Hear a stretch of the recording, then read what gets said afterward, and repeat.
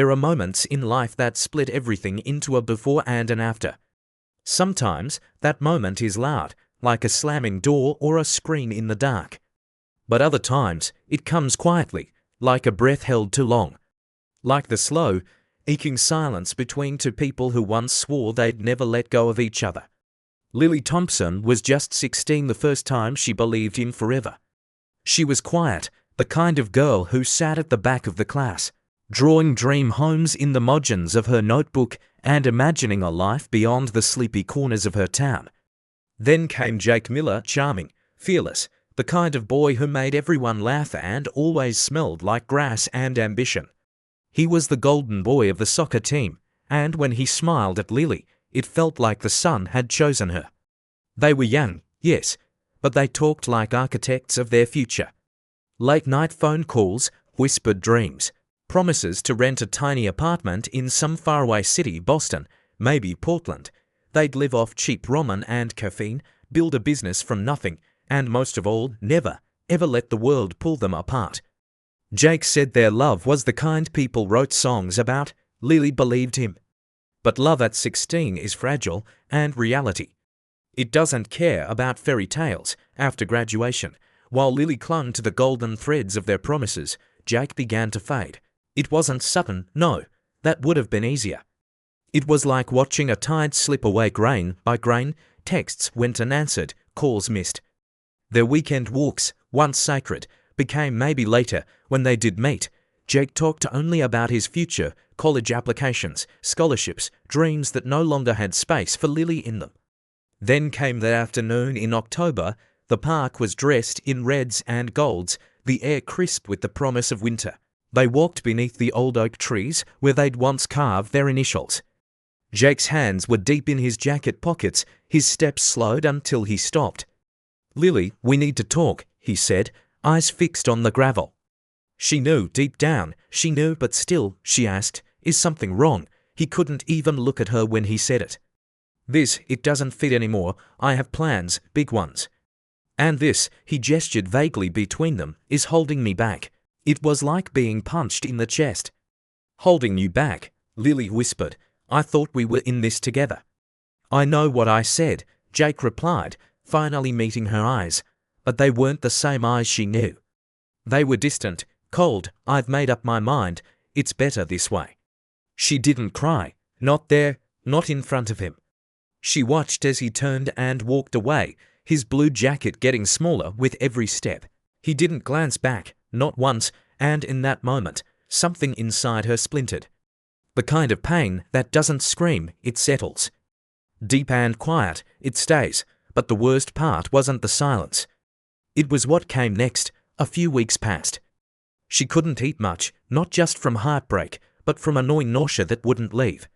The smell of coffee made her gag. Her body felt foreign. One afternoon, Lily stood in the upstairs bathroom of her family's tidy suburban home, clutching a plastic stick with two pink lines glowing like a siren. Pregnant, the word echoed through her like an explosion in a hollow room. At 17, alone, the boy who said forever was gone. And now, she carried a life inside her, fragile, unplanned, and already demanding strength she didn't know she had. That night at dinner, the air was thick with meatloaf and unspoken truths. Her father was reading the paper, her mother hummed in the kitchen. Lily stood by the table, hands shaking. "I need to talk to you," she said. Her parents looked up, the silence stretched. "I'm pregnant." The sound of the spoon hitting the floor rang like a bell. Her mother's gasp, her father's rage, it all crashed at once. They shouted, called her names. Said she was a disgrace, that she'd ruined her life. Her father, red-faced, fists clenched, said the words that would haunt her for years. "Get out. You're not raising a kid under my roof," she begged, told them she'd find a way. That she'd figure it out, but they didn't care, not enough. So Lily packed a duffel bag, a few sweaters, her journal. The photo of Jake she almost smashed but shoved into a pocket instead, her warning, not a keepsake. She walked past the cold, untouched meatloaf. Her mother cried. Her father slammed the garage door. No one stopped her. She stepped into the January night, 17, pregnant, and utterly alone. But she wasn't broken.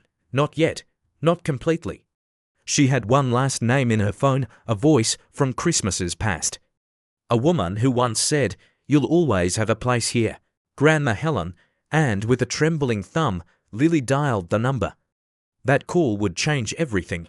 If you've come this far, thank you for listening to Lily's story. But trust me, this is just the beginning. What comes next will shake you.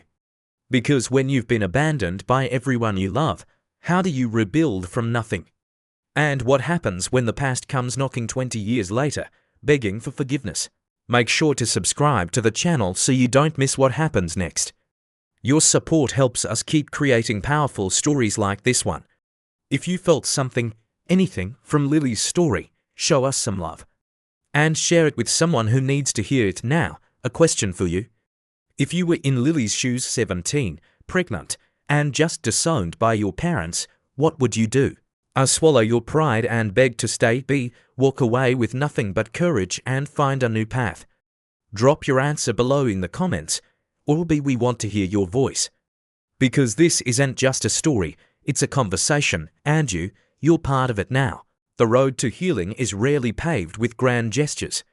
It's not always a sudden sunrise or a burst of clarity. Sometimes, it's something much quieter. A hand on your shoulder, a porch light left on. The smell of chamomile and old wood wrapping around you like a blanket when the rest of the world has gone cold. When Lily stepped off the Greyhound bus in Springfield just after midnight, she carried more than a duffel bag and a broken heart. She carried the weight of everything she had lost. Her youth, her home, the boy who'd once sworn to stay. The parents who couldn't find it in themselves to love her through the hardest chapter of her life. She had no plan, just a name, Helen, her grandmother. A woman she hadn't seen since Christmas, but who had once told her, in a low gravelly voice, "You'll always have a place here, kid, always." The night air was bitter, her sneakers crunched against frost-dusted pavement as she walked 3 long blocks to Helen's house, a little brick thing with a sagging porch and winter roses still blooming defiantly through the snow. The front door opened before she could knock. There stood Helen, wrapped in a faded robe, hair silver and wild, her sharp grey eyes scanning Lily like she could see straight into the girl's soul. She didn't ask questions, didn't offer clichés or polite awkwardness, she just opened her arms. "Come on in, dear," she said, and that was all Lily needed. Inside, the house was small, cluttered with decades of memory-chipped teacups, a sagging couch, the low hum of an old jazz station whispering through a dusty radio. Lily sank into the cushions like a lifeboat. Helen shuffled into the kitchen, returned with 2 mugs of tea and sandwiches made from whatever leftovers she'd had on hand. They sat in silence for a long time. The tea was lukewarm, the bread dry, but it tasted like home. For the first time in days, Lily wasn't bracing herself for cruelty. Eventually, the words spilled out. "I messed up everything," she whispered. Her voice trembled as she told Helen about the pregnancy, the fight, the shouting, the door slamming behind her. "They said I'm a disgrace, that I'm not their daughter anymore." Her eyes filled. "I don't know what to do. I'm so scared." Helen didn't flinch. She set her cup down with a steady hand, leaned forward, and looked Lily dead in the eye. "People say all kinds of things when they're scared," she said. "When they don't know how to love you the way you need. But listen to me. Lily, a child is not a disgrace. It's a beginning, even when it's hard, especially then." "But I'm 17, Lily said, voice shaking. "I don't have anything." "You've got more than most," Helen replied. "You've got guts, you've got a brain. And now you've got me. That's a damn good start." Over the next few weeks, Lily began to find her footing, not through any miracle, but through the quiet repetition of survival. She helped Helen with chores. She learned how to make soup from scratch. She sat by the window and watched the roses stubbornly refuse to die, even in the cold. There was something poetic about that, about beauty blooming in the bleakest season. She kept to herself most days, her belly slowly growing, her fears growing faster. But Helen never pushed. She offered tea, a warm lap blanket, a joke now and then. And when Lily's morning sickness kept her curled up on the bathroom floor, Helen was there with cool washcloths and old wives' remedies, grumbling but gentle. In February, Lily found a part-time job at Rosie's Diner, a rundown little place with a jukebox that hadn't worked in years and vinyl booths patched with duct tape. She didn't mind. It gave her something to do, something to save. She began tucking away crumpled dollar bills in a coffee can she labeled baby's future. It wasn't much, but it was hers. Helen taught her more than how to cook or fold a fitted sheet. She taught her what family could mean when the traditional kind had failed you. That love wasn't always soft, but it was always there if it was real. Helen never said much about her own past, but sometimes Lily caught glimpses in the way she moved, the way she watched her with eyes that had seen too much. "You're stronger than you think," Helen would say. "You just don't know it yet," and maybe she didn't, not until the day came. It was a heavy August morning, the air thick with humidity. Lily was in the kitchen rinsing dishes when her water broke, sudden and startling. "Grandma," she cried, clutching the counter as pain surged through her. Helen didn't panic. She grabbed her keys, wrapped a dish towel around Lily's shoulders, and said, "Let's go, girl. Time to meet this little one." The ride to the hospital was a blur of contractions and Helen's voice murmuring steady comfort. "Breathe, honey, just breathe. You're doing just fine." Lily didn't believe her, not until the last push, not until the cry filled the room, sharp and new and full of life. The nurse laid the baby on her chest, a boy. Tiny, red-faced, fists clenched, Lily stared at him, her heart cracking open and reforming around something fierce. She was exhausted, trembling, but when he latched onto her finger with shocking strength, she whispered, "You're my joy, my secret." Helen leaned over and smiled, a real, full smile that Lily had never seen before. "He's got some fight in him," she said, "just like his mama." They named him Daniel, but in that little house, in the stillness of early morning feedings and the smell of tea and milk and baby powder, he became Danny, and Lily became something she'd never expected, rooted. Not whole, not yet, but grounded, growing.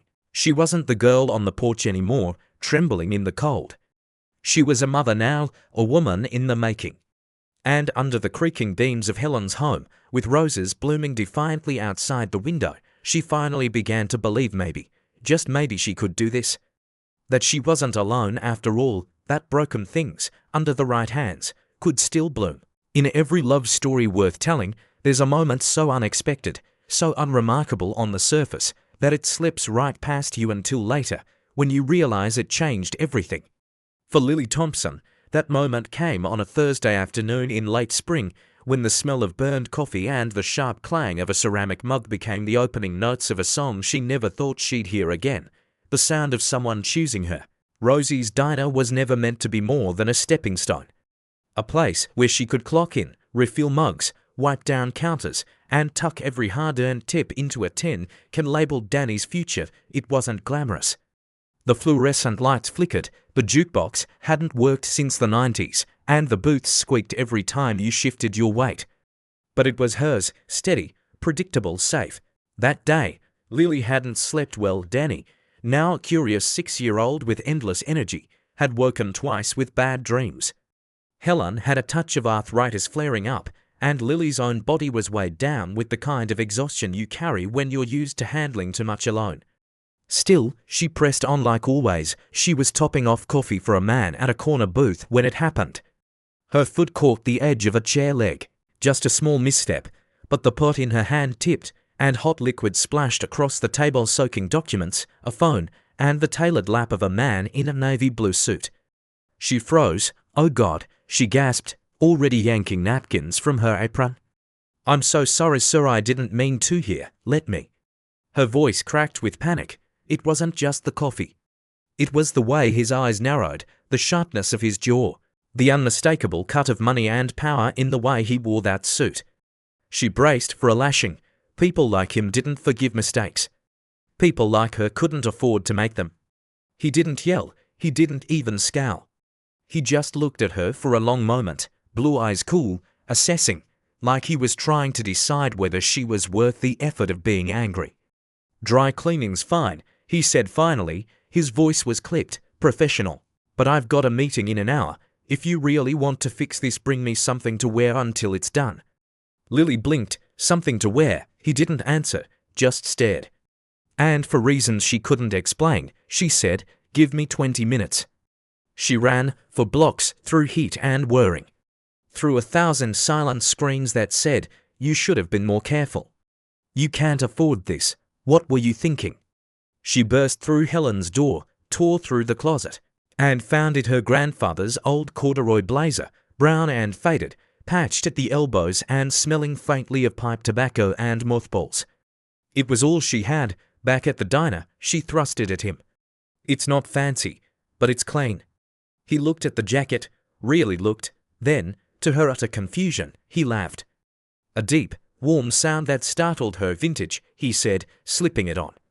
It didn't fit well, and it clashed with everything else he wore, but somehow he made it work. "You've got guts, I like that."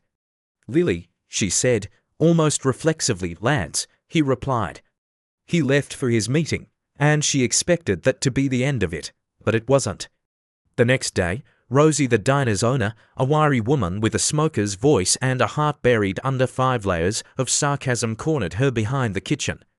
"That suit guy, he's a developer, big fish.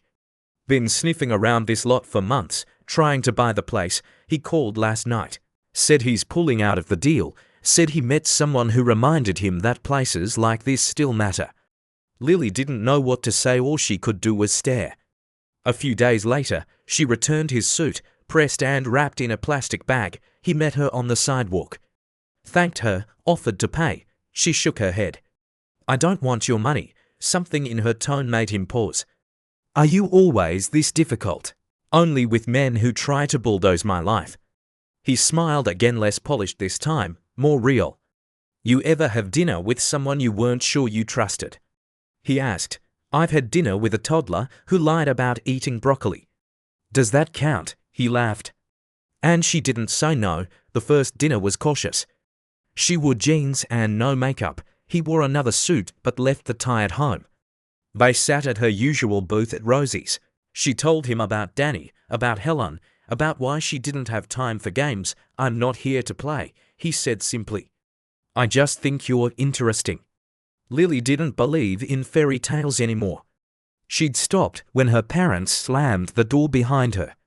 But Lance didn't push. He came back, week after week.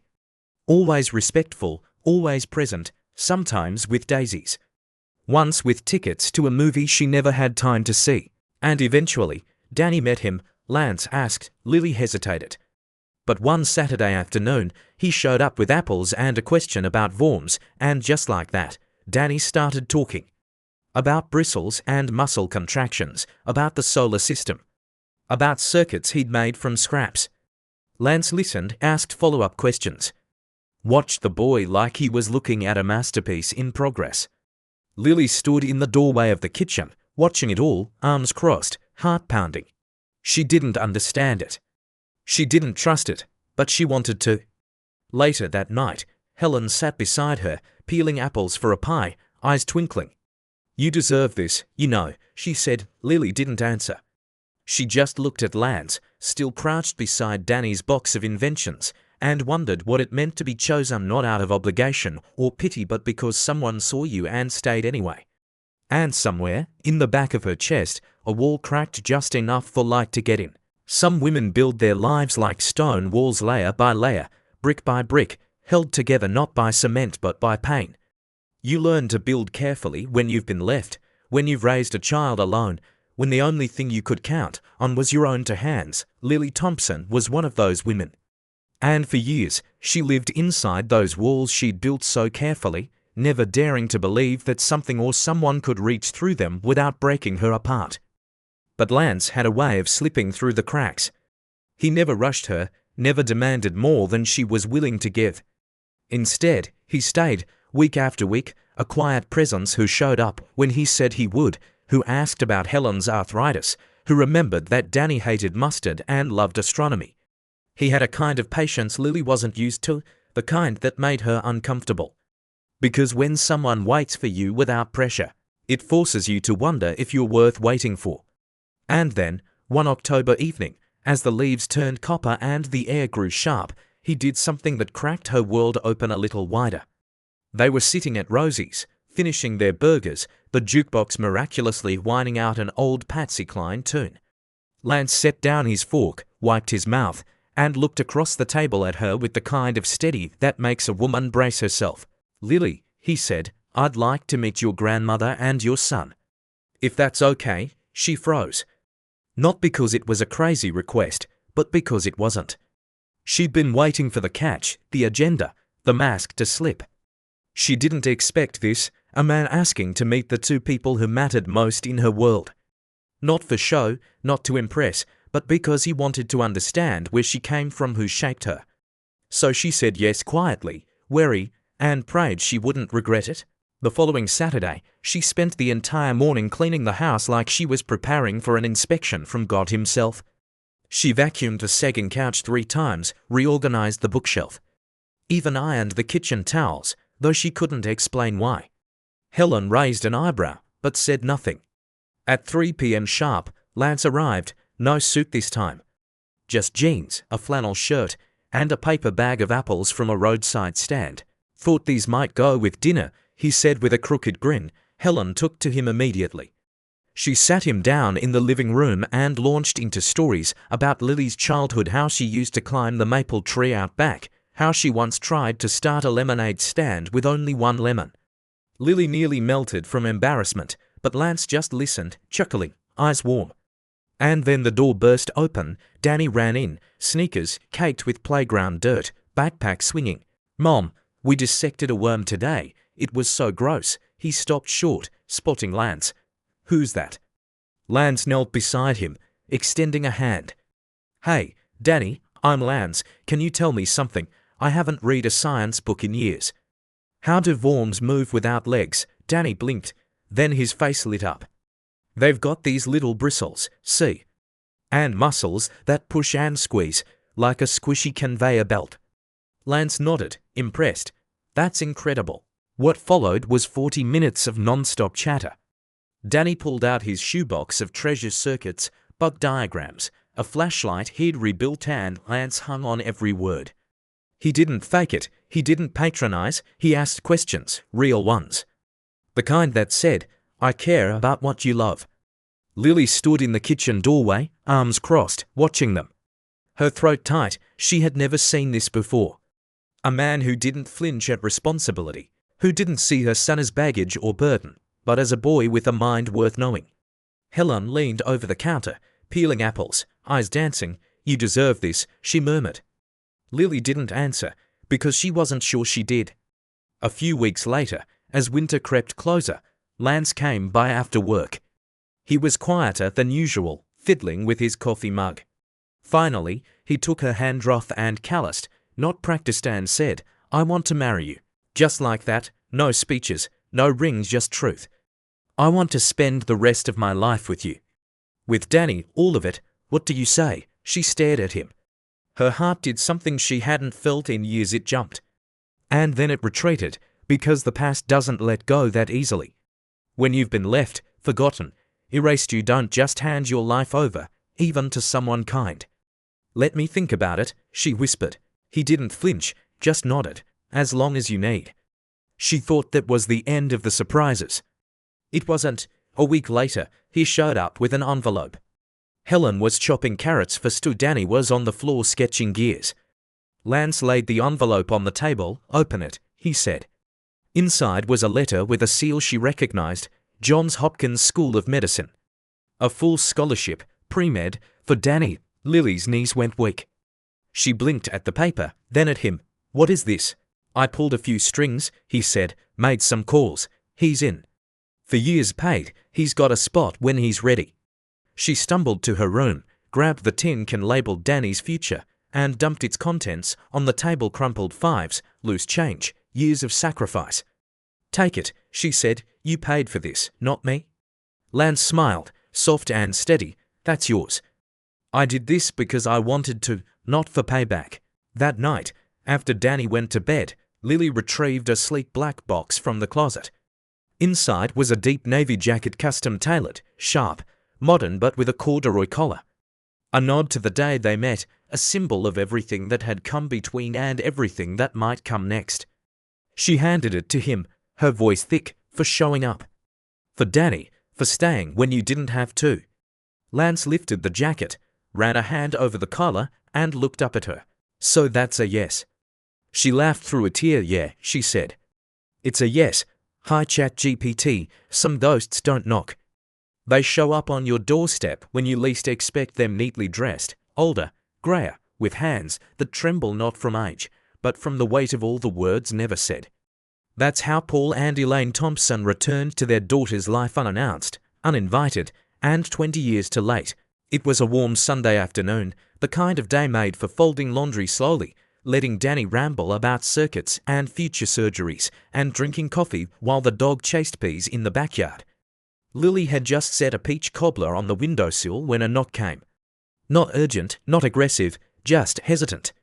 Like whoever stood outside wasn't sure they should be there at all, she opened the door and froze. Paul, her father, thinner than she remembered, his once proud shoulders now stooped. And beside him, Elaine, her mother, wearing the same perfume Lily remembered from childhood gardenia. Time hadn't erased the scent. There were no words at first, just silence, heavy and stunned. Lily felt the air shift in the room behind her. Helen stopped moving in the kitchen. Danny called from upstairs, asking about dinner. And Lily, grown woman, mother, partner, stood paralyzed, staring at the people who had cast her out when she was only 17, belly swelling with a child and heart shattered by their rejection. We heard about Danny, Paul said quietly. We saw an article, the scholarship. His name, the photo, we weren't sure, but then we saw your name too. Lily said nothing. Elaine stepped forward. We're not here to make excuses, she said. Her voice wavered. We realized we missed too much. Too much time, too many birthdays, too many apologies. That's the thing about apologies, they don't have an expiration date, but they do come with consequences. You can't bury a child and dig her back up 20 years later, hoping she still call you mom and dad. Still, Lily opened the door wider. She didn't know why. Maybe it was the look in Paul's eyes, shame and hope tangled into something raw. Maybe it was the years she had spent wishing for an answer, even after she stopped expecting one. They sat at the kitchen table, the same table where Lance had proposed, where Danny once built a volcano that erupted strawberry syrup, where Helen had wept quietly on anniversaries no one else remembered. And now, across from her, sat the two people who had once slammed a door in her face and told her she was no longer their daughter. I wanted you to be proud of me, Lily said.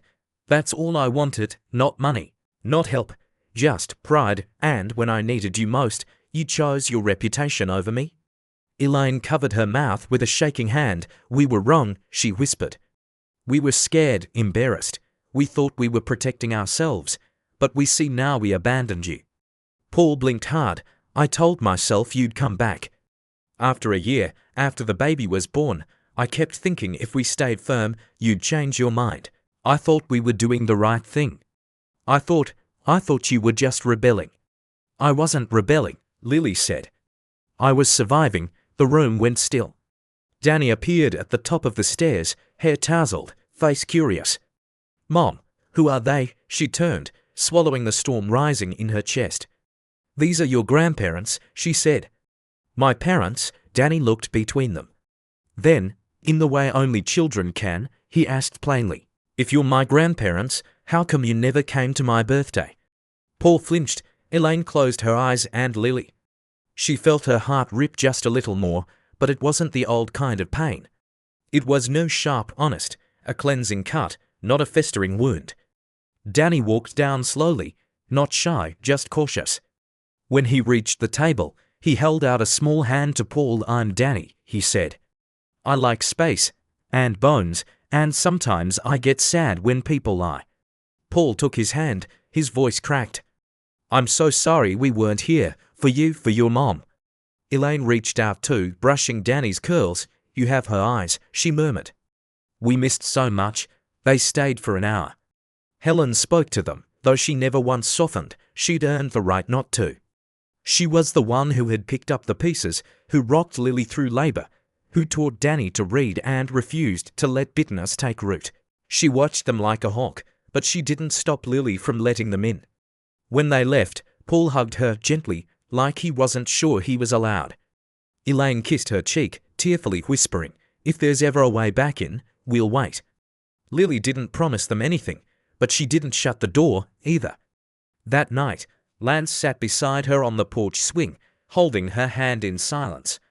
"Do you regret opening the door?" he asked. She shook her head no, "But I don't think I'm ready to forgive them." "Not yet. You don't have to be," he said. "Forgiveness isn't about timing. It's about truth." She leaned her head on his shoulder. "I just needed them to know that I made it without them." "You did more than make it," he said. "You built something beautiful." She thought about Danny's voice, asking hard questions with a child's honesty. She thought about the way Helen stood firm like the roots of an oak tree, about the man beside her whose love didn't erase the past but made the future seem possible. Some ghosts, it turns out, don't need to be chased away. Sometimes they just need to be seen for what they are, reminders of who you were and how far you've come. And Lily, after all these years, finally understood the past may shape you, but it doesn't have to own you. In life, there are stories that entertain us, stories that educate us, and then there are stories that touch something deep inside a quiet place we forgot existed. Lily's journey is not just a tale of hardship and redemption, it's a mirror. A mirror for anyone who's ever been abandoned, overlooked, dismissed, or forced to carry more than their fair share of pain in silence. It's a reflection of the quiet strength that many women and men carry with them, day after day, year after year. Without applause or recognition, what Lily went through isn't rare. It's just rarely spoken of with this kind of raw honesty. Being cast out by the very people who were supposed to protect her. Raising a child without guidance, building a life from the scraps of rejection, learning to trust again not just others, but herself. These are not just emotional struggles, they're spiritual ones. They touch the deepest core of identity, purpose, and belonging. When her parents showed up after 20 years of silence, they didn't just bring apology, they brought the weight of memory, of absence, of what could have been, and Lily didn't crumble. She didn't forgive them out of guilt or social expectation. She didn't pretend the past hadn't happened. She stood her ground, and yet she listened. She opened the door, not because they deserved it, but because she was strong enough to hold space for both truth and healing. That is the core of this story. Healing doesn't mean forgetting. It doesn't mean pretending it didn't hurt. True healing is when you can finally look at the pain and not flinch. When you can hold the wound and the wisdom in the same hand. Lily didn't allow bitterness to consume her. And that made room for love, for growth, for a life beyond survival. Danny, her son, grew up not in a mansion, but in a house filled with integrity, resilience, and care. And because of that, he thrived. He didn't need perfection, he needed presence. He needed someone to believe in him, to sit beside him while he built volcanoes or read anatomy books, to answer his questions honestly. And Lily gave him that, even when the world gave her so little. And then came Lance, not a savior, not a rescuer, but a companion. Someone who saw Lily not as broken, but as brave. And because he respected her pace, her space, her story, he became part of the healing, not a distraction from it. That, too, is a lesson. Love that endures is never loud. It is patient, steady, rooted in action more than words. In a world that often tells us to move on, this story reminds us that we're allowed to move through, to grieve, to question, to rebuild slowly, to confront ghosts, and then decide what to do with them. And most importantly, to write our own ending, even when others tried to erase the beginning. So what is the lesson here, and how can we apply it to our lives? The truth is, most of us carry pain from our past. Maybe you were misunderstood by your parents. Maybe you made choices that people judged. Maybe you still wonder if you're worthy of love, success, or peace.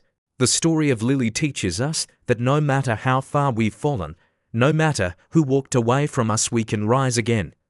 But rising doesn't mean pretending to be okay. It means doing the hard work. Being honest with ourselves, letting in love that is real, and setting boundaries with people who return only when it's convenient for them. If you're in the middle of a hard chapter right now, I want you to hear this. You are not alone. You are not broken. And even if your story hasn't unfolded the way you dreamed, it's not over. Your next page can still be beautiful. You can still build a life filled with meaning, even if you had to start from nothing. Like Lily, you can choose to lead with grace, but never at the cost of your truth. Now, here's a small question for you, simple but powerful. If someone from your past came back today asking for forgiveness, what would you do? I would give them a chance, but on my terms. B. I would not open that door. Some wounds are better left closed. Please take a moment to comment your answer below. Just type or B and feel free to explain why. Your thoughts may help others reflect on their own stories too. And if this video touched your heart, I kindly ask you to subscribe to this channel. Your support helps keep this space alive, a space where we tell honest, human stories that matter. Also, if you feel called to support our work, please consider donating. It doesn't have to be much. I may be older now, but I've chosen to dedicate this stage of my life to sharing stories that heal, that awaken, and that remind us we're not alone. Your donation, big or small, means I can keep doing that. It gives me the strength to keep writing, keep sharing, and keep showing up for you. Thank you for being here, thank you for listening, and thank you for believing in the power of story.